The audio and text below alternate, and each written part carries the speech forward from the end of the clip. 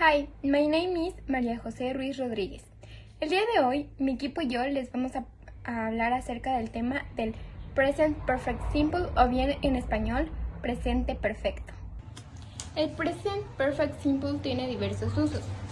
Su primer uso es para hablar de una acción que sucedió en el pasado, pero no se menciona la hora exacta. Otro uso es que habla de un estado que comenzó en el pasado y continúa en el presente. El tercer uso es hablar de una acción que sucedió en el pasado y terminó, pero sus resultados son obvios en el presente. Es por eso que es importante conocer su estructura. Yo les voy a hablar de la estructura en la forma afirmativa. Esta se forma primero con un sujeto, ya sea I, you, he, she, it, we, you o they. Después se pone el auxiliar have o has, dependiendo, ya sea que si se habla de la primera persona del singular, se usa el have. Si se habla de las terceras personas del singular, se utiliza el has. Y los pronombres en plural utilizan have. Después se pone el verbo en pasado participio y más un complemento. Entonces, nuestras oraciones quedarían así: I have, you have, he has, she has, it has, we have, you have, they have.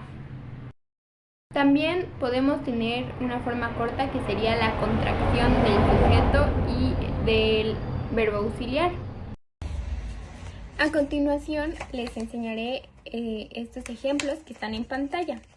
Como podemos ver, está el sujeto en el primer ejemplo, que es I, seguido de el auxiliar have y después el verbo en pasado participio, que en este caso es eaten, y el complemento sería langosta.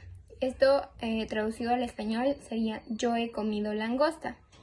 En el segundo ejemplo podemos ver que dice she has visited the country several times. She con el auxiliar has, el verbo en pasado participio que es visited y el complemento que sería the country several times. En español sería ella ha visitado el país varias veces. Y así es como podemos guiarnos para hacer las oraciones en su forma afirmativa.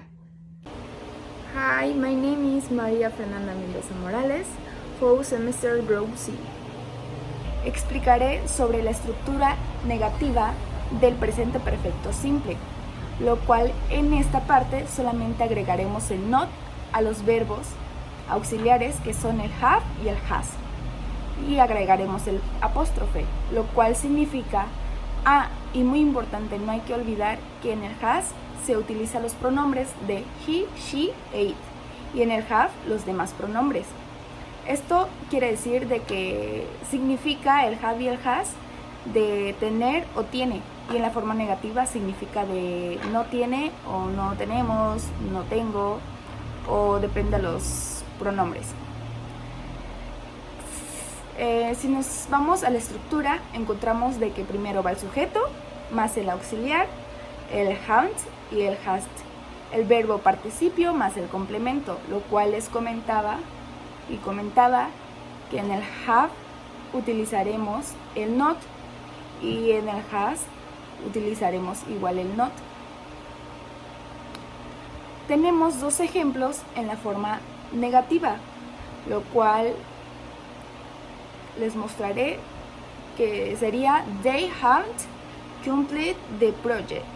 Ellos no han completado el proyecto, lo cual les comentaba, depende mucho del pronombre, el verbo, porque si utilizaríamos el, ¿qué será? El pronombre de she, sería hast, o sea, sería she has completed the project. Ella no ha completado el proyecto. Depende mucho del pronombre para utilizar el haven't y el hast. Tenemos el ejemplo número 2, lo que les comentaba hace un rato, que sería she hasn't finished her homework. Ella no ha terminado su tarea. A continuación yo les explicaré la estructura de la forma interrogativa. Su estructura principalmente se conforma por el verbo auxiliar have o has, el sujeto, el verbo en pasado participio y el complemento más un signo de interrogación al último de cada pregunta.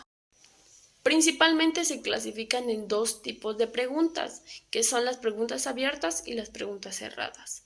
Por ejemplo, las respuestas cortas pero afirmativas en presente perfecto se forman con un yes, enseguida una coma, el sujeto, recordando que si utilizamos have es para los sujetos I, you, we y they, o has que sería para he, she, it.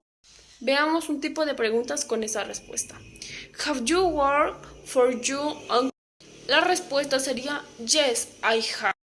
A comparación de las respuestas largas pero afirmativas, se forman con yes, enseguida una coma, el sujeto, have, que de igual manera se utilizan con los sujetos, o has, que se utilizan igual con los sujetos.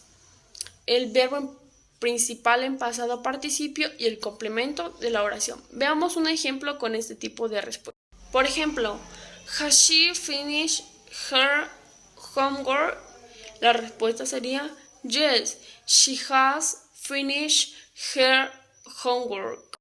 Ahora veamos el tipo de respuestas cortas pero negativas. Se forman con un no, enseguida una coma, el sujeto que igual es have, not, con los pronombres de I, you, we y they, o has con she, he, it.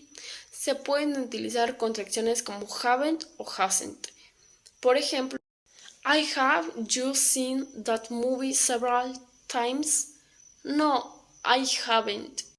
Ahora hablemos de las respuestas largas pero negativas.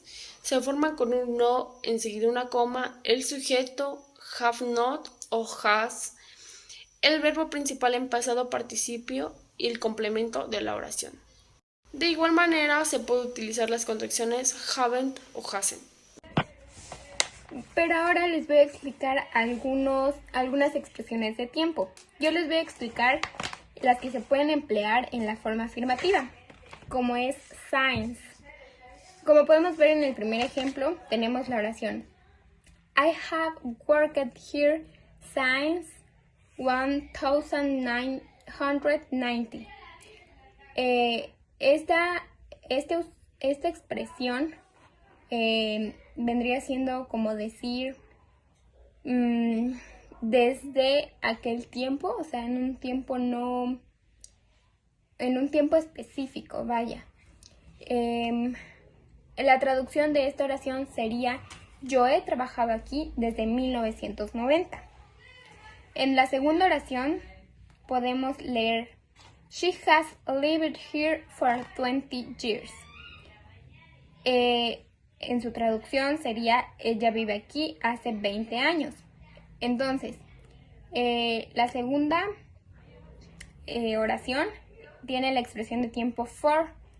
Esta expresión de tiempo sería como para decir hace cuánto tiempo se realizó esta acción. También encontramos expresiones como ever y never. Yo a continuación les explicaré esas dos expresiones. Ever se usa en preguntas, sustituye la palabra alguna vez. Por ejemplo, have you ever been to England? Y never se utiliza para expresar nunca o jamás. Recuerda que never no puede combinarse con otras palabras negativas como not.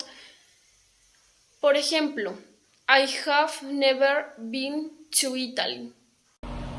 Hablaremos de dos expresiones de tiempo que son yet y already, lo cual yet significa todavía o aún y already significa ya. Les mostraré un ejemplo de cada expresión de tiempo, pero primero pasaremos con la definición y cómo se usa cada expresión. Tenemos que en la expresión de yet se utiliza en oraciones negativas o interrogativas. para indicar que algo aún no ha ocurrido. Por ejemplo, tenemos que ella todavía no ha llegado a la fiesta, o ella todavía no ha lavado los platos, ella todavía no ha ido a la escuela, o podemos utilizar otros diferentes pronombres, pero recordemos con que se puede conjugar los verbos del has y el had. Tenemos aquí el ejemplo de she hasn't arrived at the party yet. Ella todavía no ha llegado a la fiesta. Si pasamos a la expresión de already, tenemos que se usa en oraciones afirmativas para indicar que algo ya ha sucedido. Tenemos la definición y el uso de esta expresión que,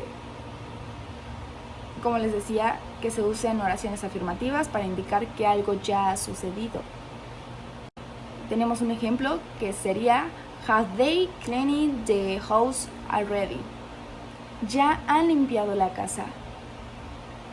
Ya podría ser otra de ya han limpiado la recámara, o ya han limpiado la sala, que sería have they cleaned the living room, ¿no?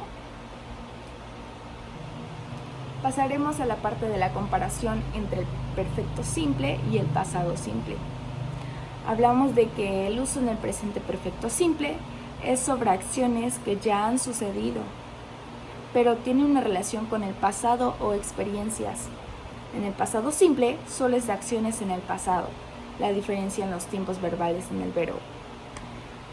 Pues podemos hablar que en el presente perfecto simple y el pasado simple son dos tiempos verbales en inglés que se utilizan para hablar de eventos en el pasado. Podemos decir de que en el presente perfecto simple se enfoca en el tiempo hasta el presente. En el pasado simple se forma en un tiempo específico pasado.